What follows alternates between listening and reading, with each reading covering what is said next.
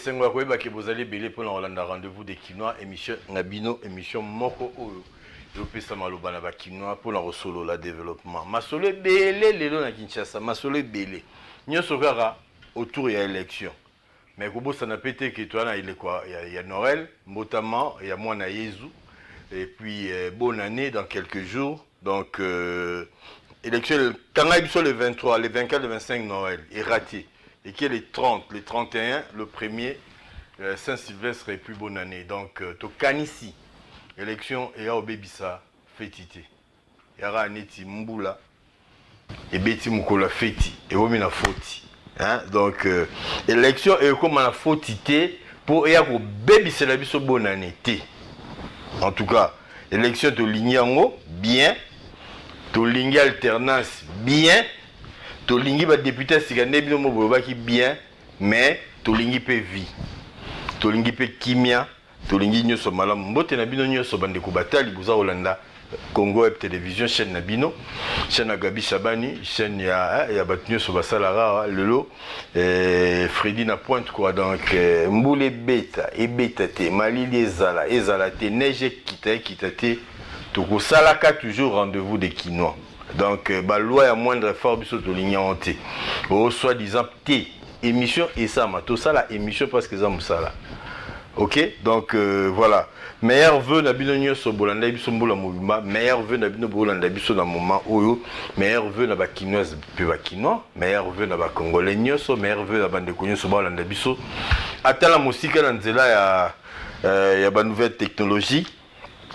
Tozaki na sengo ya ko tambola na bino mbula mobimba na manzambe tokomi na suka ya mbula nzamba ko batela biso lisusu opesa susu makasi opesa susu ba idée poto kende lisusu musika parce que toza convaincu que Congo ya lobby et wozala o biso to ça déjà lelo lobby et au changer té ce qui lelo to bandi changement té ce to banya osikote hein Fabregas les métiers noirs nanzemone mo alobaki Congo sika et wozala té ce qui congolais à sika azalité congolais sika té faut vous à Londres faut rapiter kaka na bizaleli il y a quelques années étant toi na Sofidé tant Congo ben na Sofidé président Gabi Shabani a initié une campagne de changement de mentalité maman na campagne vous avez beaucoup de manière savoir être savoir vivre et donc savoir faire nyoso comment se comporter dans nzela courtoisie comment respecter le bien public. Donc, le professeur Bouchab, à l'époque, je crois, directeur de cabinet chef de l'État, il y a quand même participé à la campagne, mais depuis, l'eau a coulé sous le pont. Beaucoup d'eau d'ailleurs a coulé sous le pont. Et que Tozu Penza, suite à ma soloté, quoi. Tokanisi, Bandeko Oyo Bazali, na responsabilité. Il y a qu'au travailler dans le sens, il y a amélioration. Il y a conditions de vie à Congolais, bah tenir compte là-bas. C'est-à-dire que ils ont un projet au biso photo et bah soutenir. Bah projet au peut-être qu'on fout en bon côté, mais qu'on fout en qualité. Parce que Congolais lélo a comme une moto Hermo Boye a bungisi le Kumunae, a bungisi sans sa vie, a bungisi nyoso. Yango l'enfant Jésus qui naît, moi na ezo abotami a zongi c'est la bisope dignité na biso abomoto ya ki congolais a ça la ke mboka na biso ekoya na o nyoso mabete mais ekende toujours liboso.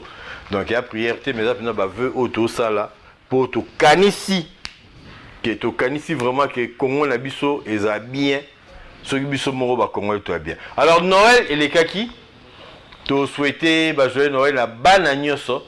Donc bana o bazali avenir ya Congo bana o balobi nous peuplerons ton sol et nous assurerons ta grandeur. Bano ba assurer grandeur ya Congo.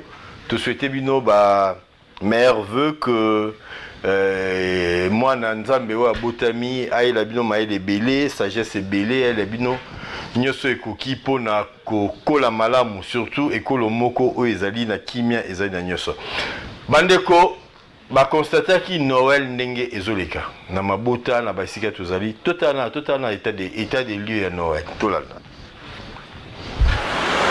Plusieurs parents ont accompagné leurs enfants ici à la place de la gare ce 25 décembre 2018. Histoire de les faire visiter ce site touristique en ce jour de Noël, marquant la naissance de l'enfant Jésus. Moi, je viens de Mimosa. Je suis venue ici avec les enfants pour visiter, pour prendre des photos et tout. Bon, j'ai amené les enfants pour les faire visiter la gare pendant le jour de Noël. On est dans le jour de fête, c'est pour ça qu'on fait circuler les enfants. Belle occasion pour les vendeurs de guirlandes et jouets pour enfants, mais également des photographes qui déplorent le fait qu'ils n'ont pas réalisé assez de bénéfices cette année. Bon, la fête, normalement ça se passe même pas comme d'habitude comme on fait là, des années passées. Bon, il y a un peu de timide, il y a les gens qui sont effrayés. Bon, c'est la conjoncture qu'on voit dans le pays là. Bon, nous sommes venus pour tirer les photos aux gens qui vont venir visiter. Mais malheureusement, ce n'est pas comme d'hab. Les gens n'ont pas d'argent, ils viennent, ils rentrent sans prendre des photos. C'est vraiment bizarre. Moi, je vais jouer, c'est vraiment différent par rapport à notre côté. Moi, mon mouvement penza, penza. Bata kota penza tene kota. Parce que manabon va mener par les alawate. Signalons que la place des évolués dans la commune de La Gombe et celle de cinquantenaires sur le boulevard Triomphal n'ont pas connu assez de monde ce 25 décembre 2018. Balobi fête à Noël Pio, fête à Noël Mama Lili, Bacher Babi toteka mais toteka ndenge penza toteka te. Bon le bosso va teka ndeni to éviter. Mais toujours est-il que moi Mali les ali mbongo ezate mbongo mso ke la campagne bande wazazela bambongo ya campagne bambongo eti. Alors surtout ça bandeko ba député ba ke ba parti politique et fa pesa bambongo ba parti politique pe ba bi ke bambongo ate mutu sala effort na ndenge nae et puis 6 mois mauvais sens quoi si ko Noël sens nango ezani Noël ezali ba moment oyo pona ba kristu de manière générale bakanisaka mbotama ya mwana Yesu nenge esalama na bekomama na Bible la naissance de l'enfant Jésus ouais botami na Bethléem et puis quelque temps ba kimi na ye en Égypte parce que le roi Mokonzi Hérode à l'époque à Zalaki Nazou a pour annoncer qu'il y a moins mon corps robota marosa Mokonzi à terre aux la gaz à la puissance. Il a fait massacrer d'autres enfants par la suite et puis après moment on a Tozongaki. Alors dans le moment OP Tozo pensé la banane sur au Bazali qu'on fêtait loin il y a ba famille na bango pour la cause ya ba maladie.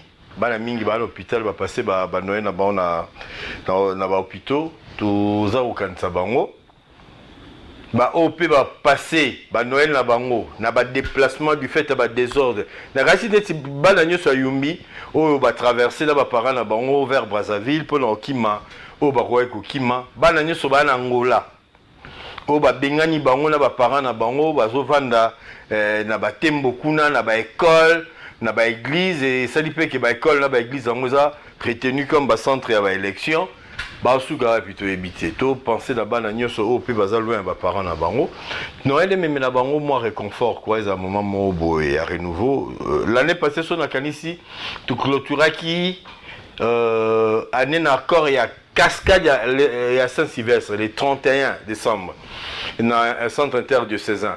Alors, tout le monde que Nzambe a protégé à Bikisibuson de désordre que 2018 est la meilleure.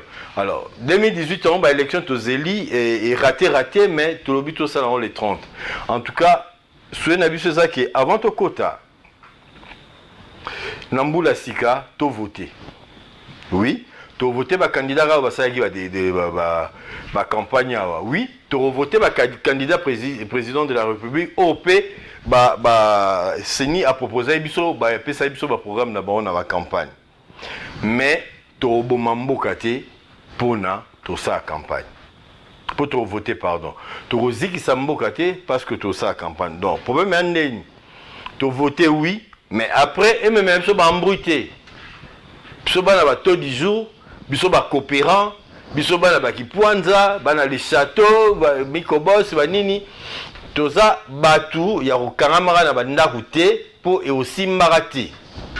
Tout le baron déjà bien avant.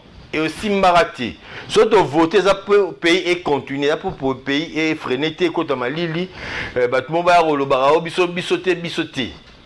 Pays à bisoté et pays à bisotou. Donc, ceux qui ont voté, c'est ni. Papa Nanga, en tout cas, vous pouvez savoir l'élection, vous pouvez savoir le coup. L'élection, vous savez que les Congolais, ont bien vu, parce que tu comprends d'été Hermobo, tu comprends d'été. Régner sur la République démocratique du Congo, à Brazzaville, 4 chefs d'État ont fait les déplacements des Brazza, et ça on comptait officiel Moussoussou, mais officiel la RDC batté. Officiel la RDC a été. Sigo Engolo Banini, Sigo Bisso, tout ça incapable, il y a s'auto-gouverner. Donc ma voisin, il faut avoir la base la Bisso que la Bisso réunion pour proposer Nini. Parce que communiquer au total qui final na empressement à la réunion ils ont la correspondance. Nettement bon parce que là il y a solo lobby entier. Alors jamais beaucoup de bêta masola Congo sans ba congolais. To linga te eza bongo neti biso pe to beta masola batuté sans baron. Donc to keba muke parce que s'agit pas seulement de politiciens. Congo ils a été une société politique. Mais Congo ils a global. Tout ça n'a pas politicien mais pas seulement. Tout ça n'a pas religieux, tout ça n'a pas union, tout ça n'a pas société civile na biso. Alors quand on parle du Congo, on ne doit pas connaître une image de Moutoumoko, un groupe de Batumoko. Tu dois réclamer Kaka un maximum de respect pour ce peuple. Un maximum de respect pour ce pays. Parce que ce pays a battu belé. Et ce pays, il va déterminer l'OBP pour changer la trajectoire à Mokili. Et ça, qui a déjà dans 45, avec la bombe atomique à Hiroshima, histoire il y a Bambouana, histoire à la Deuxième Guerre mondiale, le nom à Congo est à Kati. Il y a qui pays, il y a qui n'importe quel pays, il y a qui RDC. Nous te Kataki Makambu, Japon et Bimina Masolo, donc et voilà, la reddition quoi. Et ça grâce il y a Cobalt, Wutaki na République démocratique du Congo, na Chaba, Katanga Lelo, Chinkolo Boué. Alors, ceux qui payent, ils sont capables, il y a même déstabilisation sur le plan sanitaire, sur le plan sécuritaire, na Kanisi, tous on a devoir à respecter le pays à Makassi.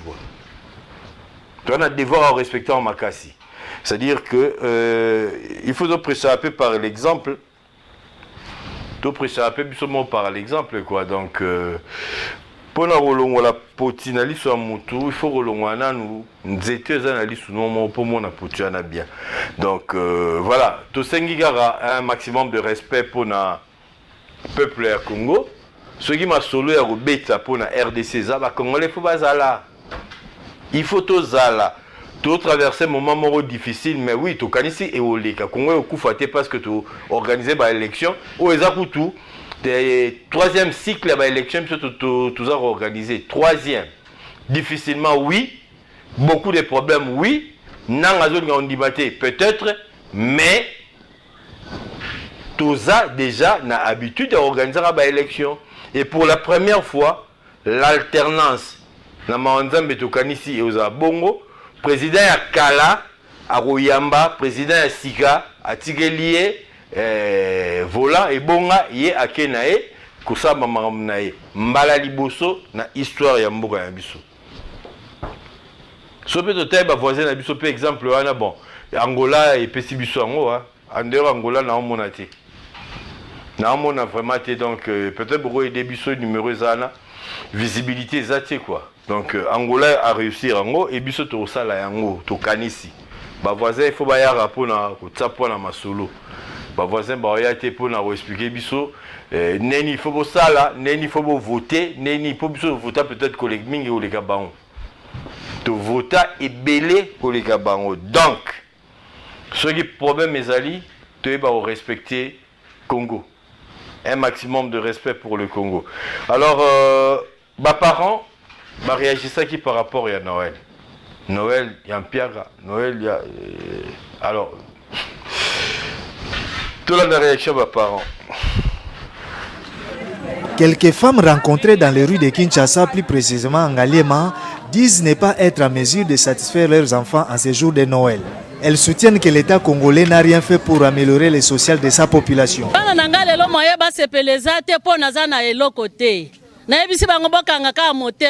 Botala na nomboka ndenge ezokende moyen ezate bango nyonso baza mal à l'aise ba mususu baboyi kokende ba église lokwa Noël te mbongo eza na circulation te mbongo eza na maboko ya batu te soki toza na mbongo toza malamu nde toyeba ndenge koprepare bana mpo bazala ya kosepe mpo nanga vie sociale eza bien te babongisa mpo na vie sociale eza bien. Ces vendeuses décrivent la même situation. Côté ezate papa ko bana toyaki 6 ans na biloko tala nde biloko etondi na mesa. Donc Congo mbongo nyonso tu yango basalaki ba propagande mbongo ezate na pe lelo mkola fete tozalaka pe tozoteka mais côté ezate ba jouer zoteka mate bato bazosomba te tozala ero bana mike batondia ebele bazosomba biloko mo ba biloko pe ma safa bana ba kokosomba te to mona nde to kobanda te bazotuna bazokende memba na mbongo te kate to mona pe bana ba oleka na bilamba te ndenge sa mo bana mike balati bazoya ezate. Notons qu'aucun embellissement public de la ville de Kinshasa n'a été constaté dans les grandes artères en ces jours marquant la naissance de l'enfant Jésus.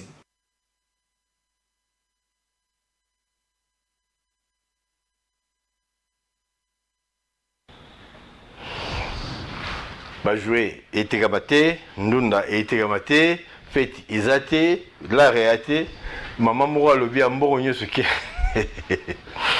mbongo ce qui na propagande. Oh, neni. Na propagande neni. Mbongo ce qui la propagande, moi na ba fêter ezate. Voilà, eza lié na situation sociale, il y a un mot cannabis mais est-ce que Noël les ara il faut gara na ebitié forme gara il faut gara tu zappé na muke wana à chaque jour mais tu créer là au climat, tu créer là au style. Tout ça il y a un mois genre qui est jour wana bena papa na maman bavandi ensemble na bana na bango moi li solo moi atezaka matembele traditionnel wana mbolongo traditionnel mais et betamine mususu eza pe possibilité hein eza pena possibilité parce que biso tokanisi que Noël est un moment fort pour na bana même si Père Noël a oleganati mais père venait à solo il y a tata ndako il faut ça mère venait à maman, il faut zala, il faut climat, moko ya kimia, ya lisolo, et ça l'a bien makasi, Donc Noël, ils ont lié na problème à conjoncture, ils ont posé biso pene, bandeko babi problème social. Il y a longtemps tout ça campagne te. Maintenant tu aucun de voter, nini. Mais tu voter masolo o sala ke lobby na biso eza malamu koleka lelo. Tu voter par programme. Parce que le problème est ça.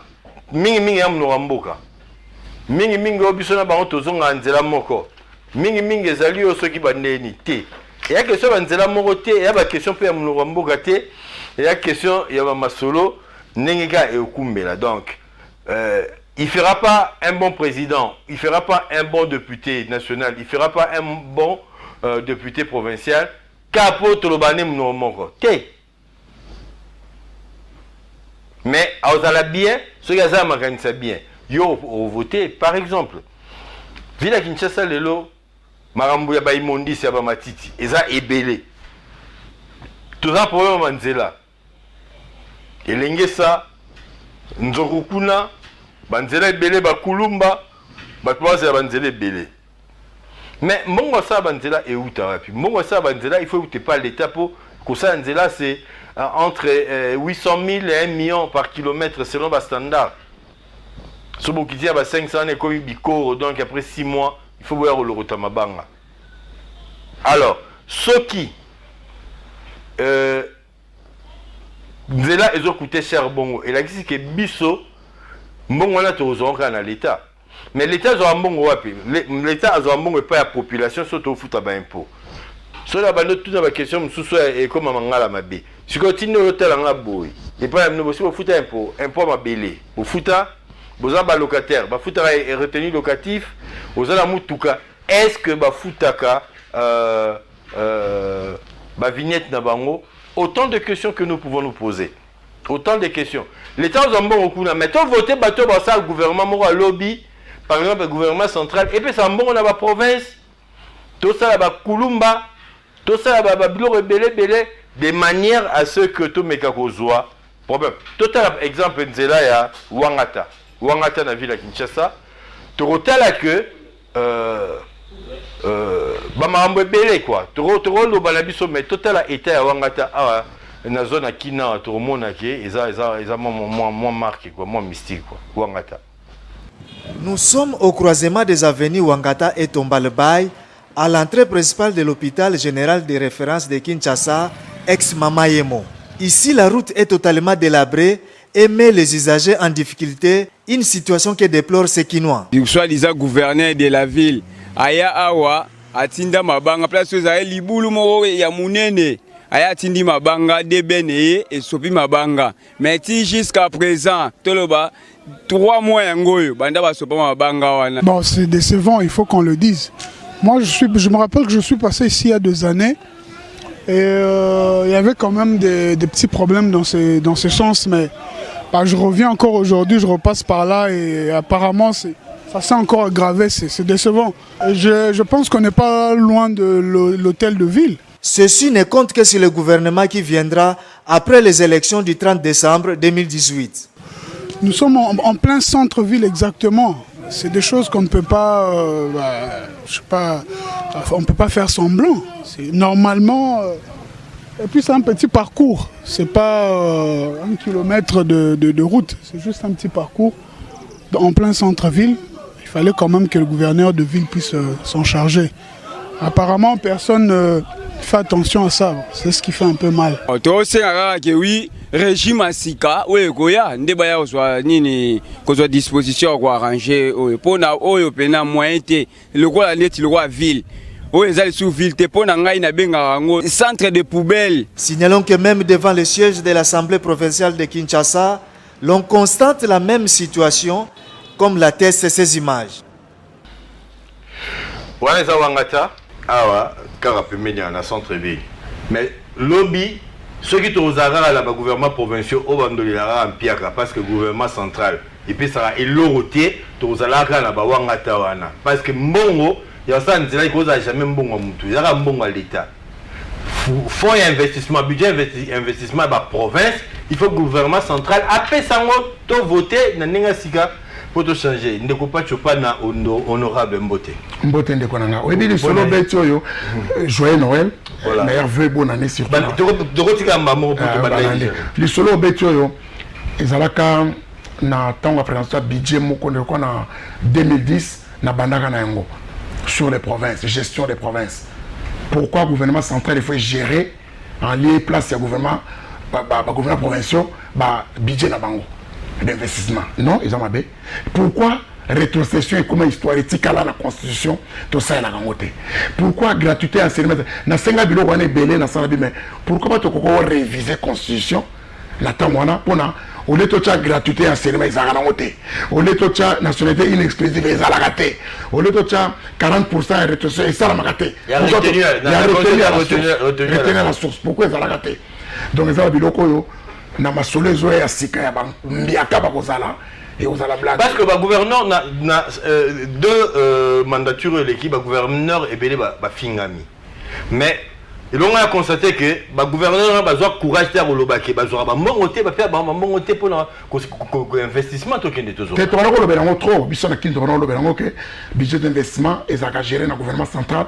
Mais sur le point Mabé il fallait éthique dans la province pour juger bien. De culture fiscale. Et pas d'habitude à la carte civisme fiscal exacté au bon abato ba critique ka ba futa kate nzoka fo futa na examen fo za fier que on bata transco nanga na mbongo nanga on a somba ka vignette na mbongo nanga na futa ka boy on ba somba transco on lobi transco nanga parce que za ba congolais za biso culture on faisait irréel impôt sur les retenu local retenu ce qui to bongisi mais outi moi musika pourtant eza moke omoni ke outi musika to bandaka na kala gratuité tango kala j'ai kamine zo fula to zo fula c'est ce qu'on a occupé ma solo wanate après comme contribution ça dit soko lingio contribuer après tu to comme ça moi makasi déjà ba système ma be kotaka nzoka mboka vivra na bempo na ba taxe mais en échange ce qui te fouti faut mais ça la paie impôt et ça la que fait mon nana ce que mon nani paie et encourageaka ngala na cara vrai na otambola nango nzela mabulu na paie ndeni il faut nzela pesa la bien pour on a payé dans les 5 ba marché il faut la marché sombe loko na zo maladité ça dit était comme ça et t'as l'âge qui toko tout est à la propre tout ça aussi c'est des débats il faut en parler d'une part faut te foutre d'autre part bon te foutre il fait ça la misala nango voilà alors ndeko pa chopanda et là au moro boy et la campagne mais toto lo belango babi moi tribalisme moro boy to constate qu'il y a un moment campagne et ko biaisé pe ba choix na biso est-ce que Rose Alara candidat bien pour tout le monde à tous les niveaux est-ce que pour la voter il faut avoir un pan il faut avoir mutu na biso ou pour ça tu dois corriger la bureau nyoso ya ba retenir la sur ça il faut tout voter né faux débat d'abord il y en a pas policier monsieur pas policier à TV na télé mbamba ko sakanate place base za la kebanité ça c'est un de deux ba policier monsieur ba na projeté projet souhaité qu'on finga projet souhaité bango de donner des leçons qu'on finga kaka kako critiquer tel yuso salanini wana pe ba peuple au moni lelo ils ont pour 5 ans ceux qui vont voter pour 5 ans on se plaint d'après mais 5 ans non et fait coca ce qu'il faut avant voter il faut voter pour nani programme nani ce qu'on tourne on explique que la lutte, mener une lutte farouche contre les antivaleurs et la restauration de la famille conseillère de base, et Zagaya Panda. Et Yébana, ça dit que la projet au défendre puis le peuple a voté. Le peuple a voté, ils ont voté responsable. Ils ont voté en fonction d'abord. Ou adhéré à la projet. Ils ont jeune. Nous avons expliqué la jeunesse à l'obéni. Ils ont maman. Nous avons expliqué que maman à l'obéni. Ils ont une école à l'éducation à l'obéni. Tout ça, c'est ça qu'on appelle les programmes Yamutu avant ya. Kaka oyo bazanga na raison te kofinga bato. Kaka kofinga. Tongo pourquoi? Bamona ba faille partout, yena na ça le côté. Des problèmes de tribalisme, c'est un faux débat. Na kin masolona et les caractères. Na kin ezali yo ena programme na yo tondimi yo. Siko na mo mouvement pe yaka na mo loyenge.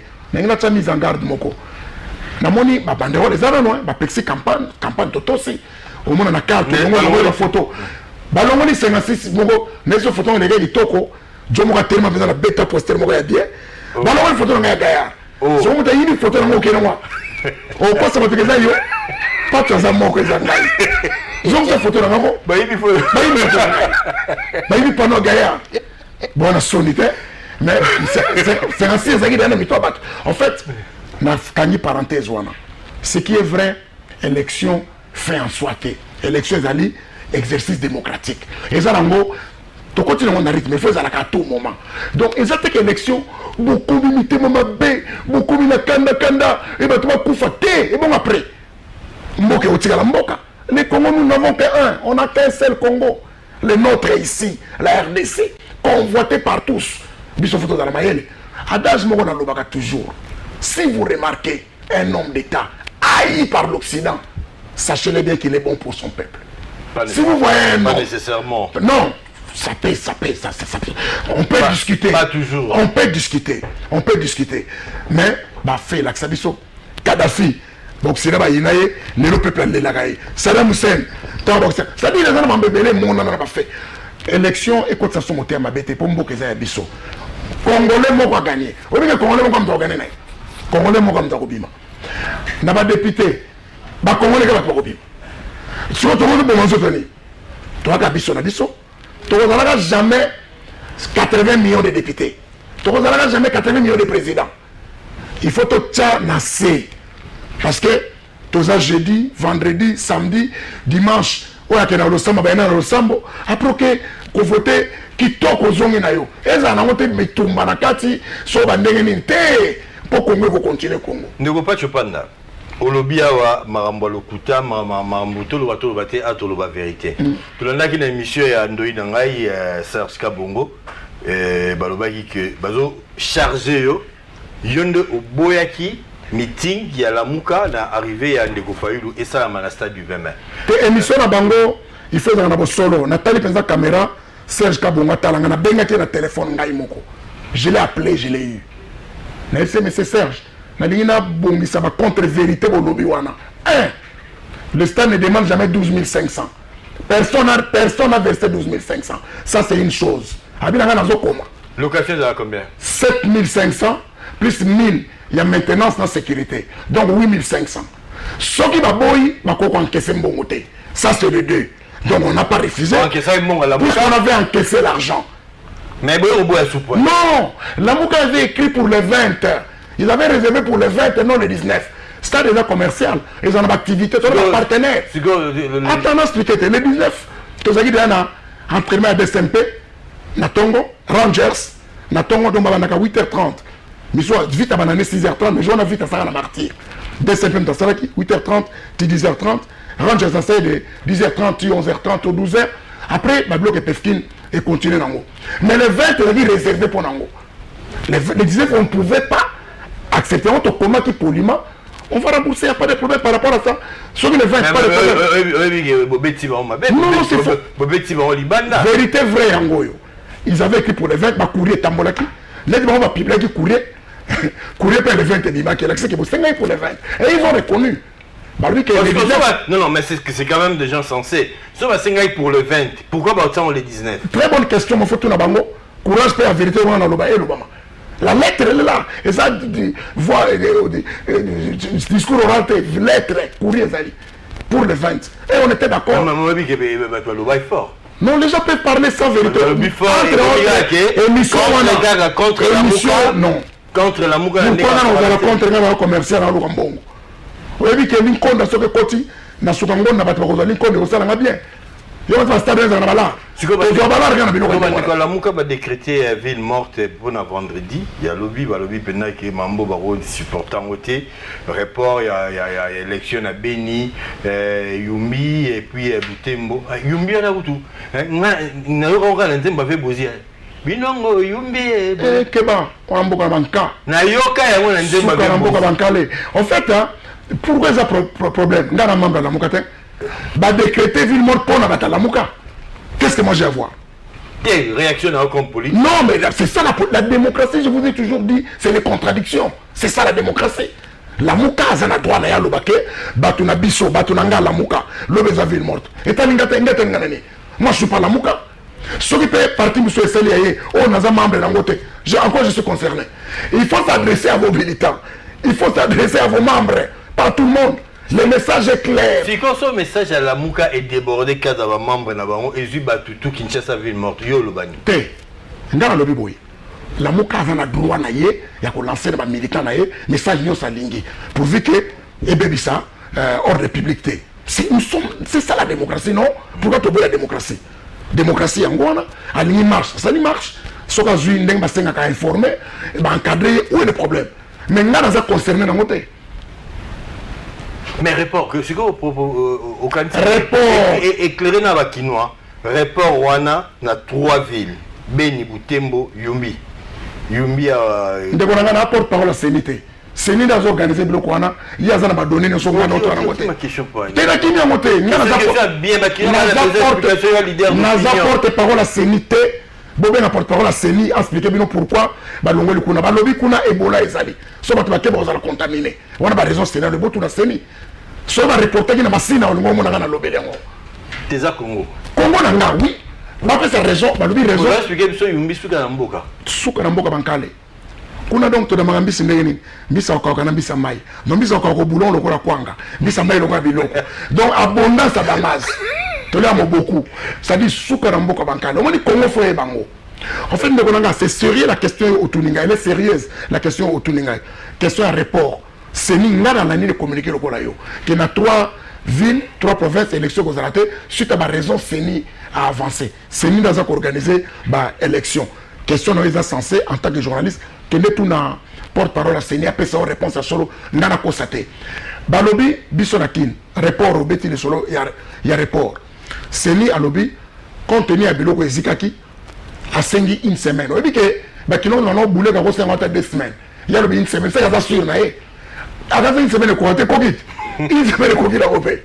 Tu redis élection dimanche, ils sont prêts pour une élection. Tu vas voir que l'élection est à la télé. L'élection vous allez à tes points. On a qui message à Tata Milimo ya ba protestant ba catholique.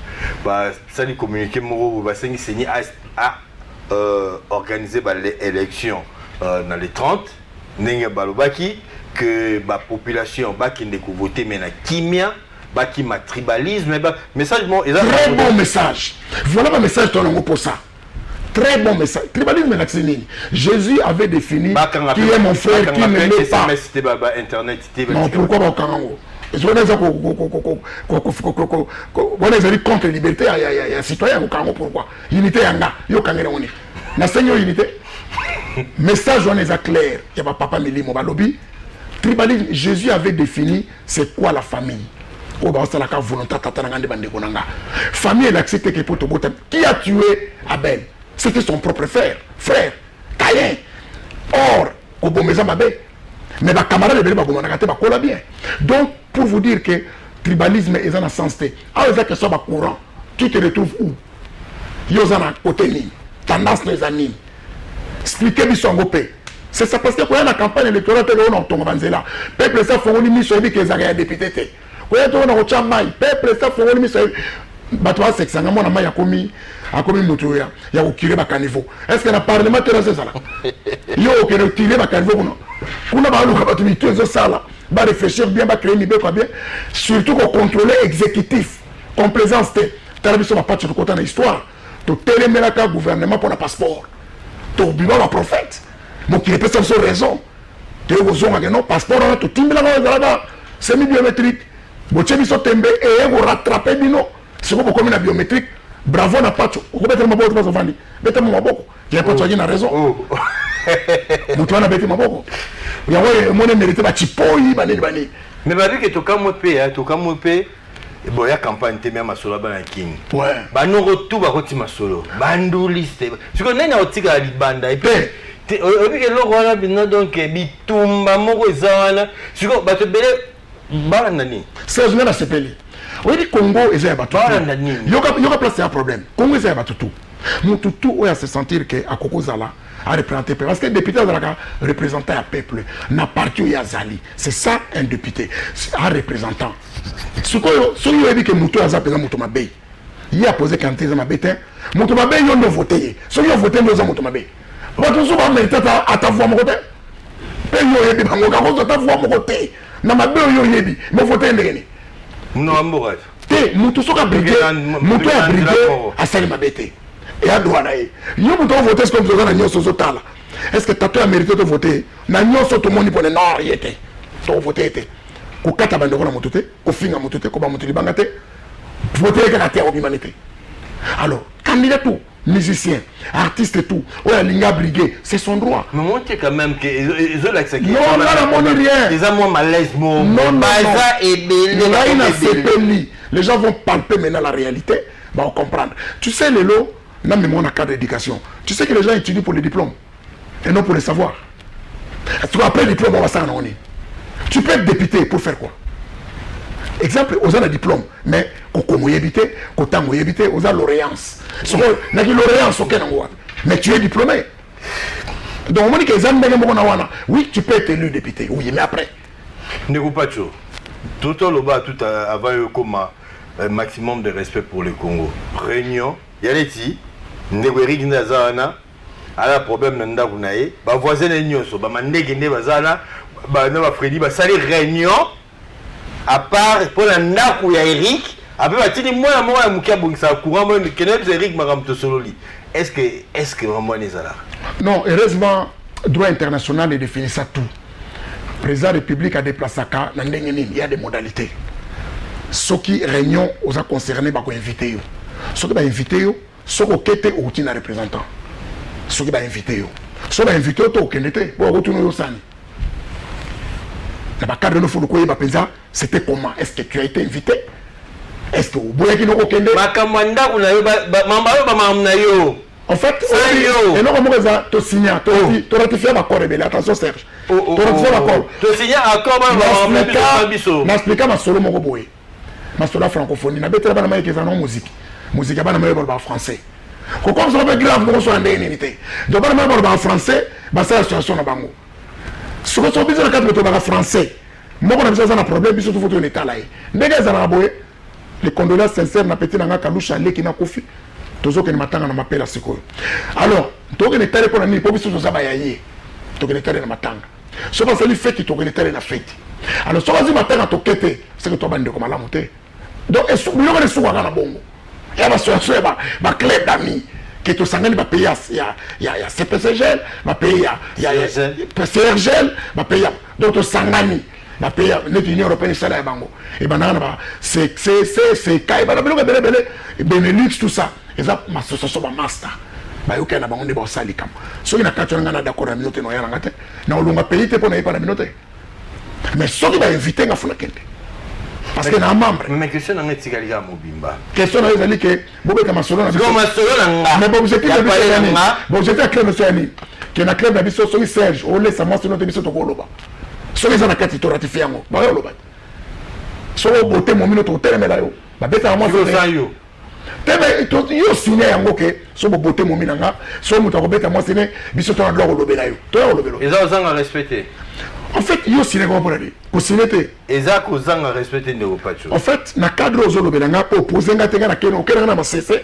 na pe na keno na masese so zali na clair na zone peu clair mais c'est clair une réunion à Brazzaville qui parle de la RDC de l'eau sans RDC et puis ma résolution bimi boina bobatindi ministre des Affaires étrangères on peut ça compte rendu côté il y a quand même un maximum de respect pour le Congo, c'est-à-dire 80 millions d'habitants, 2 345 000 km² et RDC et côté na histoire pour si cette deuxième guerre mondiale toi ba pays mingi te bazot privilège donc il y a capable de payer de l'eau il y a oui mais na regretta fort en France tout le monde a été salanga mabe parce que ma solo ma France on est salama que zayende ya biso pour chikolo boy iranio mwana ndesisa ma solo voilà fallait biso benza l'honneur même ba noko ba benga kiona ba gina rien et l'autre na histoire exacte l'autre ba côté on a ba benga sauter pourquoi ba côté ba benga sauter pourquoi pour ça ba kolo ma solo bon n'espère bien ba golinga so pété na monde bino ba richesse bere ba linga na banani ba za contre bino biso ce que vous avez cohésion interne ça dit comment faut linga na penza biso soto lingani makame bene ko za na tira te mutu ta penser que il y a moko uteli banda ay ko bomisa Congo oui mais le bomi Congo il y a trois choses tant que tu sali code minier tant que tu sali code forestier tant que tu l'exil loi sous-traitance et bomi Congo Congo commis à abattre 3 biloko wana parce que baya balingaka 3% ya redevance c'est comme 20 banoko bafungwa minzoka na 20 biso to se retrouver banoko balingaka bakati banzete na biso wa badie na bango chez bango ba travailler bazong c'est biso ko motuya to travailler sur place focop banoko balingaka azu musala na ye azu batu moko ba feneya ye na bango wa afuta bango 10 000 biso banoko papa to zo ba $200 tant on dit que non soko zu marso yawa sous-traitance main d'œuvre ezali yawa to ko mbile mbia bato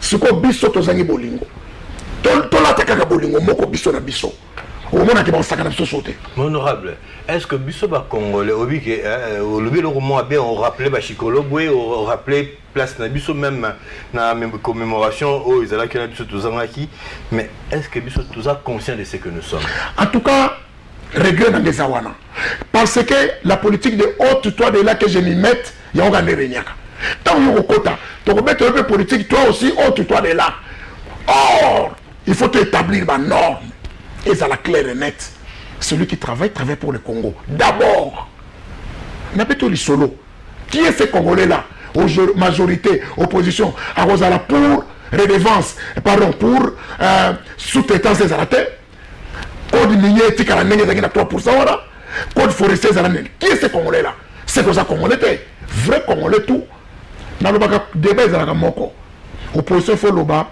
peuple faut aller 10 fois majorité générale faut loba non peuple faut aller 3 fois to discuter ce qu'on a kati wana et bien c'est 5 fois peuple n'a gagné débat yango wana vrai débat le reste on est à d'intérêt na bien égoïste et puis bokanga yango bien après masolo boulot ozonga kampiaka donc tu vas revenir au ma kana ezate pour qu'on ait mboka kimbangu mboka banka mboka milimo beleza donc soba osali congolais faux au suka faux ça c'est clair tout le monde a kabana ya belawa ketchi kutezate kara ketchi ezate mais azalaka noko osakana te dans le biboy trois choses ezobundisa Congo soki biso nyonso ba congolais toza na eloko wana comme point culminant il y a débat na biso na d'accord.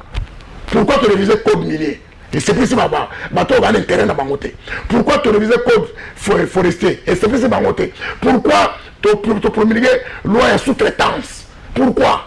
Banoko na nini bazu exonération à 5 ans. À Betty 4 ans, 5e année faillite. Moi payer l'été zaté. Boniko, to timbeli bino waya. Voilà. Message de la régie des communications et des publicités à Ville à Kinshasa, RCPK, en sigle Azana Esengo, Yakoye, Bisabakina, qui est Azongisi Misala Naye, activité Naye, qui directeur. Et à saisir l'occasion, pour la représenter Baveux Naye, la Congolais, qui n'ose pas qui n'ont Nyonso, na autorité politico-administrative et judiciaire des services de défense et de sécurité à Ville à Kinshasa, spécialement son Excellence, Monsieur le Gouverneur de la ville de Kinshasa et tous les membres du gouvernement provincial et les membres du gouvernement, l'honorable président de l'Assemblée provinciale et tous les députés et les membres du bureau.